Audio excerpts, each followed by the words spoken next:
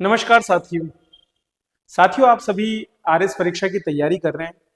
हम में से अधिकांश आरएस परीक्षा को एक प्रकार का रोजगार का अवसर मानते हैं, लेकिन ये रोजगार के अवसर से कहीं आगे बढ़ कर के है। आरएस परीक्षा से सेलेक्ट होने के बाद में, चयनित होने के बाद में जिन पदों पर आप जाकर के काम करते हैं, वहां पर आपको नित नई चुनौतियों का सामना करना पड़ता है। और ऐसे समय पर नैतिकता से परिपूर्ण रहते हुए अपने दायित्वों का निर्वहन करना वास्तव में एक बड़ी चुनौती है। और इस चुनौती से बहुत ही कम लोग होते हैं जो पार पा सकते हैं। तो इसी के लिए जरूरी है कि उस कठिनाई को आप अपनी तैयारी के दौरान जीना सीख लें, ताकि जब आप अपने कार्य क्षेत्र में जाएं तो वहां पर ज्यादा बेहतर प्रदर्शन कर सकें। चलिए शुरुआत करते हैं। दिनांक 17 जुलाई 2025 के हमारे करंट अफेयर्स के साथ में आज हम कुछ महत्वपूर्ण खबरें, जिनमें सबसे पहले राजस्थान और उसके बाद में फिर देश और दुनिया के इंपॉर्टेंट टॉपिक्स को आपके प्री और मेंस के सिलेबस के हिसाब से कवर करेंगे। 28 मई से हमारे सफर शुरू हुआ था और आज लगभग मान के चलिए 2 महीने हो गए और हमने बहुत से टॉपिक्स को कवर अप करने की कोशिश की है, जो आपके इंसाइट्स को, आपकी नॉलेज को बढ़ाने में निश्चित रूप से कारगर रहे होंगे। इनके पीडीएफ भी मैं आपको टेलीग्राम पर दे रहा हूं, तो वो हमारे टेलीग्राम चैनल पर जाकर के आप देख सकते हैं। शुरुआत करने से पहले आप सभी यदि आरएस की जो आपका राजस्थान हिस्ट्री वाला पोर्शन है उसको तैयार करना चाहते हैं, तो मेरी खुद की रिकॉर्ड की हुई जो क्लासेस हैं वो आपको अवेलेबल है हमारे एप्लीकेशन पे। तो वहां पर न केवल रिकॉर्डेड क्लासेस है, बल्कि उनके साथ साथ उनके नोट्स बहुत ही संक्षिप्त सारगर्भित मात्र 150 पन्नों में, और उसके साथ में आपके पीवाईक्यू के क्विज टेस्ट वहां पर आपको दिए जा रहे हैं, ताकि आप जो है अपनी तैयारी को हर एक स्तर पर परख सके। ठीक है, तो अब चूंकि शांति काल है और अभी आपके पास में वैकेंसी का कोई दबाव नहीं है, तो आप डिटेल में चीजों को अभी से तैयार कर सकते हैं, ताकि एग्जाम के टाइम में जो रश होता है उससे आप बच सकें। चलिए तो शुरुआत करते हैं। सबसे पहले आज के अखबार में आप सभी ने एक ऐड देखा होगा, जो आप सभी जानते हैं, आज अमित शाह जी जो हमारे माननीय सहकारिता मंत्री हैं, वे जयपुर आए थे और जयपुर दौरे पर रहते हुए उन्होंने यहाँ पर सहकारिता रोजगार उत्सव जो है उसको आज किया था। तो अंतर्राष्ट्रीय सहकारिता वर्ष वर्तमान में मनाया जा रहा है। तो वर्ष 2025 को यूनाइटेड नेशंस के द्वारा अंतर्राष्ट्रीय सहकारिता वर्ष घोषित किया गया, और उसी के क्रम में जो है ये कार्यक्रम हमारे यहाँ आयोजित किया गया, जिसके अंतर्गत जो मुख्य कार्यक्रम है वो दादिया वाटिका में हुआ, जहां कुछ समय पहले हमारे जो प्रधानमंत्री वो भी आए थे। तो 17 जुलाई को ये कार्यक्रम हुआ और इसमें सबसे पहले 8,000 से ज्यादा युवाओं को सरकारी नौकरी के जो नियुक्ति पत्र है उनका वितरण किया गया। इसलिए हमने इसको क्या बोला, रोजगार उत्सव। सहकार के अंतर्गत अन्न भंडारण योजना के तहत निर्मित 24 गोदामों का लोकार्पण किया गया, और बड़ी बात यह है कि इनमें से एक गोदाम जो है उसका निर्माण मेरे ही क्षेत्र में मेरे तत्वाधान में और देखरेख में किया गया है। इसी तरह से श्री अन्न के प्रोत्साहन हेतु संचालित 64 मिलेट्स आउटलेट्स जो है उनका भी लोकार्पण यहाँ पर किया गया। गोपाल क्रेडिट कार्ड योजना जो कि किसानों को ऋण उपलब्ध कराती है पशुओं के लिए, उस योजना के तहत 1400 लाभार्थियों को 12 करोड़ का ऋण वितरित किया गया। इसी तरह से दुग्ध उत्पादक सहकारी समितियों को 2346, तो 2346 ऐसे आप याद कर सकते हैं, माइक्रो एटीएम जो है यहाँ पर दिए गए। श्वेत क्रांति 2.0 PDCAS ऑनलाइन रजिस्ट्रेशन प्लेटफॉर्म यहाँ पर लॉन्च किया गया है। और थानों, सशस्त्र बलों, ट्रुप कैरियर तथा प्रशिक्षण हेतु 100 नए पुलिस वाहनों का फ्लैग ऑफ यहाँ पर किया गया। तो ये आपसे पूछ सकते हैं कि इस उत्सव के दौरान क्या क्या गतिविधियां हुई। आजकल थोड़ा डीप जाकर के जब आरपीएससी पूछता है, तो ऐसी चीजों को, जो रिसेंट एग्जाम है जो भी अगले महीने होने वाले हैं, उनमें आप ये तैयार रखें। बाकी ज्यादा लंबे समय के लिए नहीं पूछेगा, लेकिन जो भी नेक्स्ट महीने में होने वाले एग्जाम है उनमें इस तरह की चीजें आपसे पूछी जा सकती है। चलिए अगले टॉपिक की तरफ बढ़ते हैं। दोस्तों, राजस्थान की उप मुख्यमंत्री जो हैं दिया कुमारी जी, उनके द्वारा हाल ही में हमारी जो आंगनबाड़ी हैं उनमें मिलेट से बने हुए न्यूट्री जो बार्स हैं उनका वितरण करने का पायलट प्रोजेक्ट शुरू किया गया है, जिसके माध्यम से बच्चों को चॉकलेट्स के माध्यम से जो है या मिलेट्स जो है उनका सेवन कराया जा सके और उनको ज्यादा पोषण प्रदान किया जा सके। तो ये एक पायलट योजना के रूप में से शुरू किया गया है। अगर इस पर देखें तो जो 3 से 6 वर्ष के बच्चे हैं जो कि हमारे आंगनबाड़ी केंद्रों पर जो है जाते हैं, जिनको हम नंद घर भी करने लग गए, ठीक है, तो जयपुर के विद्याधर नगर में इसकी शुरुआत की गई है। दरअसल 2 आपके जिले हैं, एक जयपुर जिला और दूसरा उदयपुर जिला। इन दोनों के जो चयनित आंगनबाड़ी केंद्र है उनमें CSR मतलब कॉर्पोरेट सोशल रेस्पॉन्सिबिलिटी के माध्यम से इस योजना को लागू किया जा रहा है। ठीक है, तो क्या दिया जा रहा है? मिलेट न्यूट्री बार। न्यूट्री बार मतलब एक तरह से क्या होगा, चॉकलेट बार की तरह ही होता है। तो बायो फोर्टिफाइड बाजरा, गेहूं, मूंगफली, गुड़ और शहद से निर्मित है। तो ये मिलेट बार किससे बने हुए हैं? बायो फोर्टिफाइड बाजरा, गेहूं, मूंगफली, गुड़ और शहद। ये बायो फोर्टिफाइड क्या होता है? तो बायो फोर्टिफाइड जो है, देखो फोर्टिफिकेशन दो तरीके से हो सकता है। फोर्टिफाइड क्या होता है पहले इसको समझिए। फोर्टिफाइड का मतलब होता है किसी भी उत्पाद या किसी भी भोज्य पदार्थ जो है उसके गुणों को वृद्धि कर देना या उसमें अतिरिक्त गुण जोड़ देना, एक तरह से फोर्टिफिकेशन कहलाता है। और जब यही काम बायो स्तर पे हो, अर्थात आप जो है उस किस्म को ही विकसित कर दे जो इस तरह के गुण धारण करती है, तो जो उत्पाद उत्पन्न होगा वो ऑटोमेटिकली उसको लेकर के धारण होगा। जैसे मान लीजिए आप जो है चावल है उसकी किस्म में कुछ ऐसा परिवर्तन कर दें कि वो विटामिन ए को संधारित करके ही बने, तो उसको हम क्या बोलेंगे? बायो फोर्टिफाइड, है ना। और अगर मान लीजिए उसे बाहर से मिलाया जाता है, जैसे कई बार आपने देखा होगा जो दलिया और ये सब दिया जाता है आंगनबाड़ी पे, तो उसको बाहर से फोर्टिफाइड किया जाता है, केमिकली उसको फोर्टिफाइड किया जाता है। ठीक है, तो बायो फोर्टिफाइड बेसिकली इस तरह की नई किस्में तैयार कर दी जाती है जो ऑटोमेटिकली उन गुणों के साथ में अपने उत्पाद देती है जो वांछित होते हैं। ठीक है, तो ये है। तो बायो फोर्टिफिकेशन वाला जो बाजरा है उसका इसमें प्रयोग यहाँ पर किया गया है। तो इसमें पर्याप्त कैलोरी, प्रोटीन, कैल्शियम, आयरन और जिंक जैसी चीजें हैं जो कि पोषण पदार्थों के रूप में माने जाते हैं। ठीक है, अब इसमें देखें तो इसके लिए GIZ एवं पाथ, हार्वेस्ट प्लस संस्था, इनका सहयोग लिया गया है। जयपुर जिले के जयपुर प्रथम, सांगानेर ग्रामीण और उदयपुर जिले के आदिवासी क्षेत्र परियोजना फलासिया को इसमें चयनित किया गया। तो दो, जयपुर और उदयपुर, इन दोनों जिलों में पायलट रूप में इसको लॉन्च किया गया है। तो 500 चंबाड़ी आंगनबाड़ी केंद्रों पर 10,000 बच्चों को मिलिट्री न्यूट्री बार यहाँ पर दिए जाएंगे।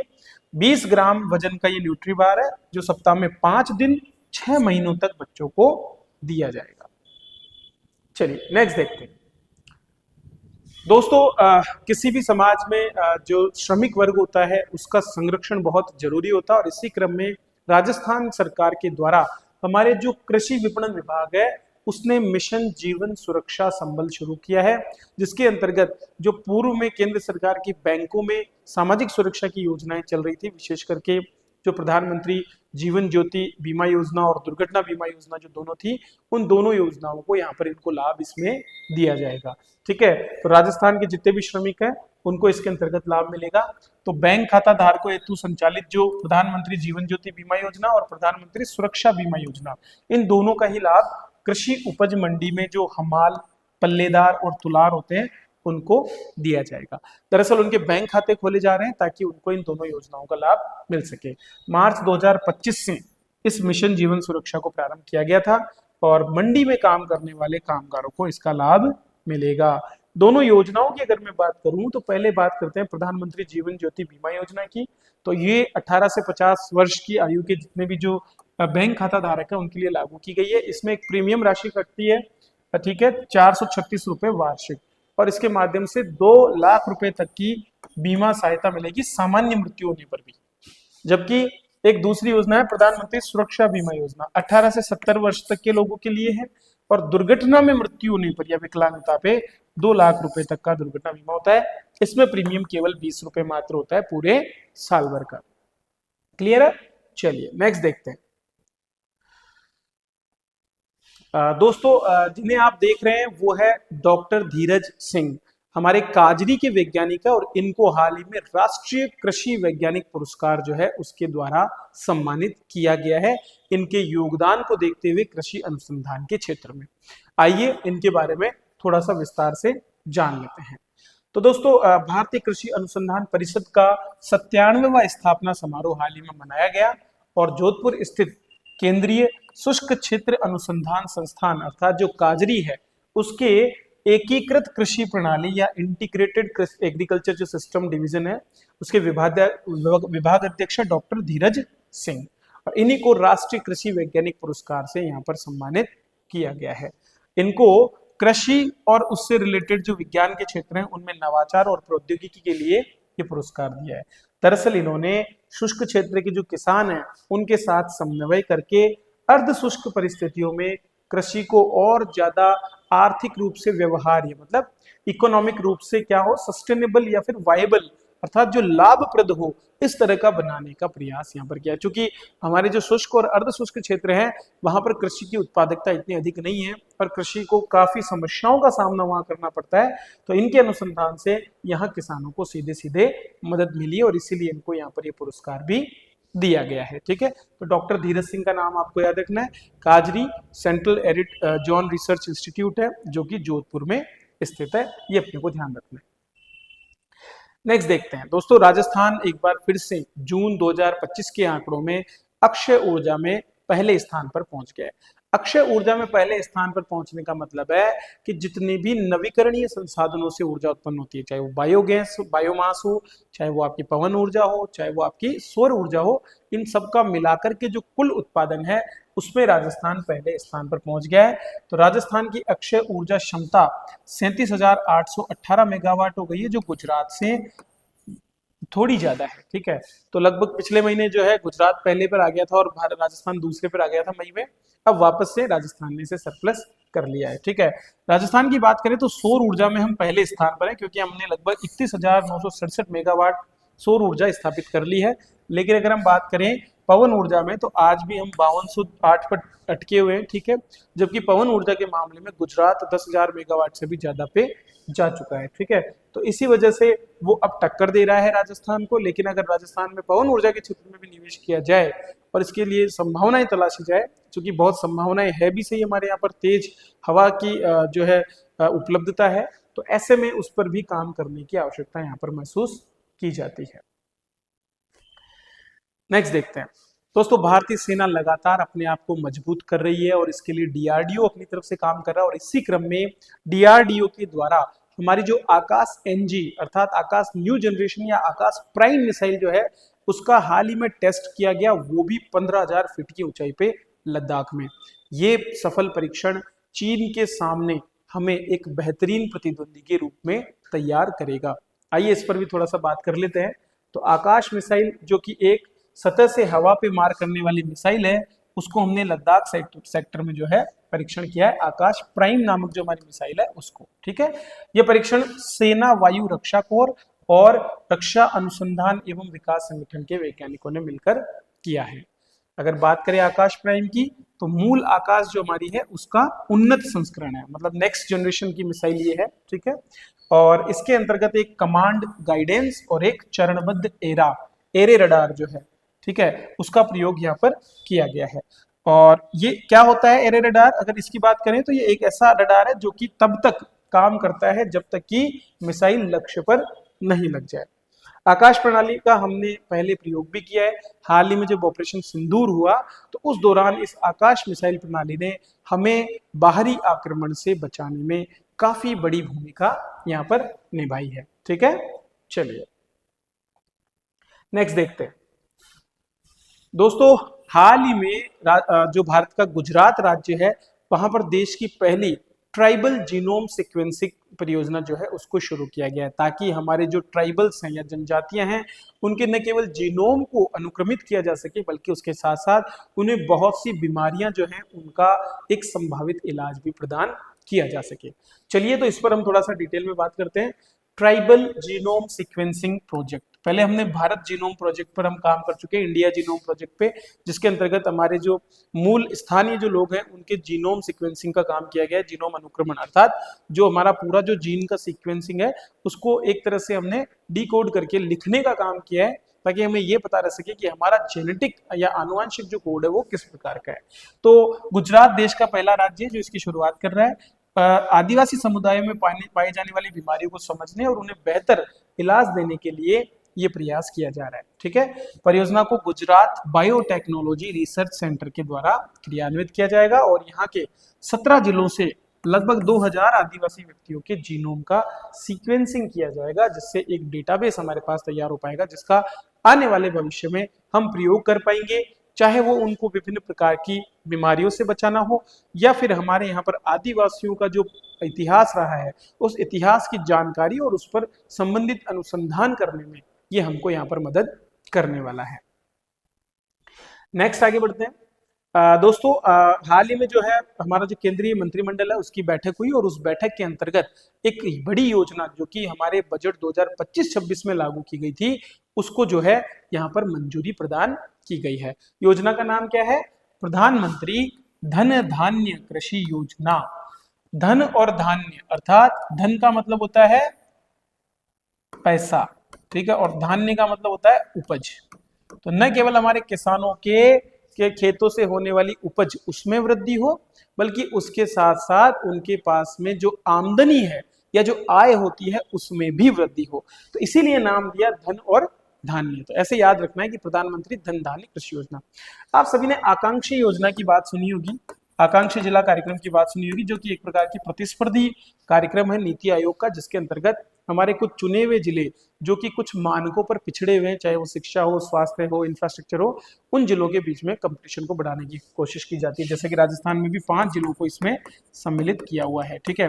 तो ये जो आकांक्षी कार्यक्रम है इसी से प्रेरित होकर के और अब कृषि क्षेत्र में इसी प्रकार की एक जो है योजना लाई जा रही है, जिसमें उसी तरह से 100 जिलों को कवर किया जाएगा, ठीक है, और 6 साल तक ये योजना चलेगी 2025-26 से शुरू होकर के।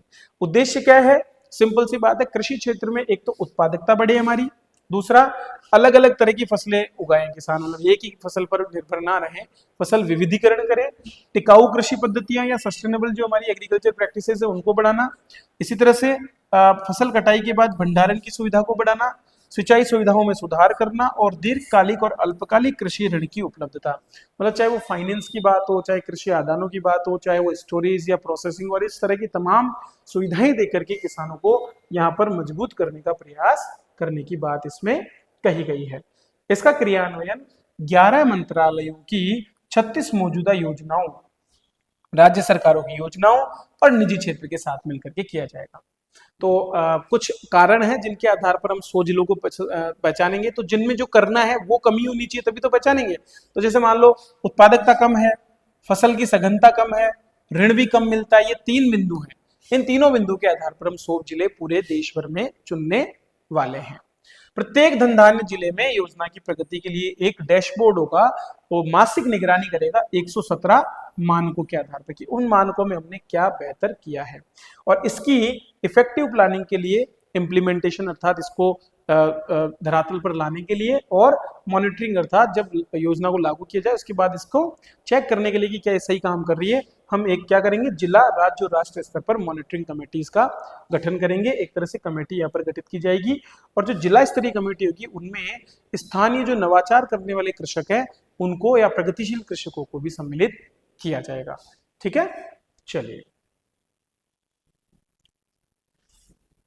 दोस्तों, लगातार तकनीक का प्रयोग जो है हमारे दैनिक जीवन में बढ़ता जा रहा है और इसी क्रम में हमारे जो नॉर्थ ईस्ट है उसके दुर्गम क्षेत्रों में दवा वितरण को शुरू करने वाला पहला राज्य बन गया है अरुणाचल प्रदेश।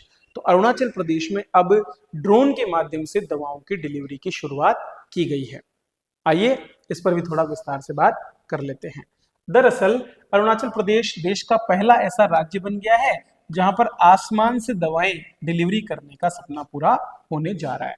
तो अरुणाचल प्रदेश में एक नाहरलागुन नामक शहर है। क्या नाम है? नाहरलागुन। यहाँ पर एक अस्पताल है जहां पर क्या बनाया गया है, एक प्रकार का जो है ड्रोन पोर्ट बनाया गया है जहां पर ड्रोन उतर सकता है, जहां से उड़ सकता है। तो Tomo Riba institute of health and medical sciences TRIMS जो है वहां पर इस ड्रोन पोर्ट का उद्घाटन किया गया। किसने बनाया? अरुणाचल प्रदेश अंतरिक्ष उपयोग केंद्र या स्पेस एप्लीकेशन सेंटर जो है अरुणाचल प्रदेश का, उसने इसे बनाया है। यहाँ पर क्या होगा, यहाँ से अरुणाचल प्रदेश चूंकि बहुत दुर्गम है और कई ऐसे पहाड़ी क्षेत्र हैं जहां तक सड़क से भी कनेक्टिविटी नहीं है या फिर वहां तक पहुंचने में लंबा समय लग जाता है, इसीलिए अब ड्रोन तकनीक का प्रयोग करते हुए और यहाँ पर दवाओं का वितरण सुनिश्चित किया जाएगा। दोस्तों, लगातार भारत अपनी सेना को मजबूत कर रहा है और इसी क्रम में अब हम लंबी दूरी के बॉम्बर भी बनाने वाले हैं जो 12,000 किलोमीटर दूरी तक जाकर के स्टील्थ रहकर अर्थात छिपे हुए रह करके और बम गिराने का काम कर पाएंगे। तो जैसे हाल ही में ईरान पर अमेरिका ने अपने बम वर्षक विमानों का प्रयोग करते हुए GBU जो 54 जैसे विमानों को जो है वहां पर गिराया था, वही काम हम भी आने वाले समय में कर पाएंगे GBU 57 जैसे विमानों को, जो बम है उनको, ताकि हमारे दुश्मन को ये पता चल सके कि भारत केवल अपने आसपास ही नहीं बल्कि लंबी दूरी तक भी जाकर के अटैक कर सकता है, वो भी किसी को बिना पता चले। तो इसीलिए हम एक नया एयरक्राफ्ट बनाने के लिए बात कर रहे हैं जिसका नाम है ultra long range strike aircraft, ULRA। तो भारत अब एक नया रणनीतिक बमवर्षक विमान विकसित करेगा, स्ट्रेटेजिक बॉम्बर, ठीक है, जो 12,000 किलोमीटर तक मार करेगा। इसको 2035 से लेकर 32 के बीच में, सॉरी 2032 से लेकर 2035 के बीच में तैयार होने का उम्मीद हम कर रहे हैं। दरअसल इसमें परिवर्तनशील स्वीप विंग होंगे, मतलब ये उड़ने के दौरान अपने पंखों का जो आकार है उसको बदल पाएगा और इस तरह से वो तेज गति और दुश्मन से छिपे रहने की क्षमता प्राप्त कर पाएगा। तो कम दृश्यता वाली, मतलब कम विजिबिलिटी, लो विजिबिलिटी वाले कैरेक्टरिस्टिक्स इसमें होंगे। रडार को यह अवशोषित कर पाएगा, ठीक है, और इलेक्ट्रॉनिक युद्ध प्रणालियां इसमें होंगी ताकि ये अपने स्तर पर जो है अपने सभी कामों को, जो भी मैसेजेस उसको दिए जाए, जो भी इंस्ट्रक्शंस दिए जाए, उनको फॉलो कर सके। इसको बना रहे हैं आपके DRDO, ठीक है, इसी तरह से हिंदुस्तान एरोनॉटिक्स जो लिमिटेड है उसके द्वारा, और इसके साथ ही आपके एरोनॉटिकल डेवलपमेंट एजेंसी, ये तीनों मिलकर के इसे तैयार कर रहे हैं। दरअसल इसमें सबसे बड़ा चुनौती जो होती है वो होती है इसके लिए इंजन बनाना, एक ऐसा इंजन जो न केवल उच्च थ्रस्ट दे बल्कि लंबी दूरी तक उसको सहन शक्ति प्रदान करे, ठीक है। तो अब जैसे हम जो है GEF 414 जैसे जो है इंजन का प्रयोग हम कहाँ से कर रहे हैं, अमेरिका से खरीद के कर रहे हैं, हमारे तेजस हो या बाकी आने वाले जितने भी विमान है। लेकिन यहाँ पर हम कोशिश करेंगे कि एक ऐसा इंजन हम अपना डेवलप कर पाए जो कि स्वदेशी हो और उसके माध्यम से हमारी दूसरों पर निर्भरता कम हो जाए। अगर हम बात करें तो ऐसे और भी बमवर्षक विमान है, जैसे रूस में टुपोलेव Tu-160 ब्लैक जैक है, चीन अपने एक नए H-20 स्टील्थ बॉम्बर पे काम कर रहा है, USA B-2 स्पिरिट बना चुका है और B-21 रेडर जैसे विमान के निर्माण में वर्तमान में लगा हुआ है। तो आपसे पूछ सकते हैं कि कौन सा एक बमवर्षक है, कौन सा नहीं है। इस तरह की संभावनाएं जो है शिक्षक आपको बता सकता है, इतना ही वो कर सकता है, बाकी इनको तैयार करना, इनको याद करना, ये आपकी जिम्मेदारी है। चलिए, इसी के साथ हमारे करंट अफेयर्स तो जो पूरे हो गए। बाकी आप हमारे RS फाउंडेशन प्रोग्राम से जुड़ सकते हैं अगर आप एक न्यू स्टूडेंट हैं जो लगातार अपनी तैयारी को अब शुरू कर चुके हैं और रोजाना चाहते हैं कि आपको बेटर कंटेंट मिले। तो RS जंक्शन पे वर्तमान में हमारे फाउंडेशन बैच में लोक प्रशासन और राजस्थान इकोनॉमी की क्लासेस चल रही हैं जिनका लाभ आप ले सकते हैं। इंडिविजुअल भी बहुत सारे कोर्सेज अवेलेबल है, तो आज ही RS जंक्शन ऐप पर जाएं और वहां से हमारे इन कोर्सेज का बेनिफिट लें। चलिए, इसी के साथ मैं आपसे विदा लेता हूँ, मिलते हैं अगली क्लास में। Thank you.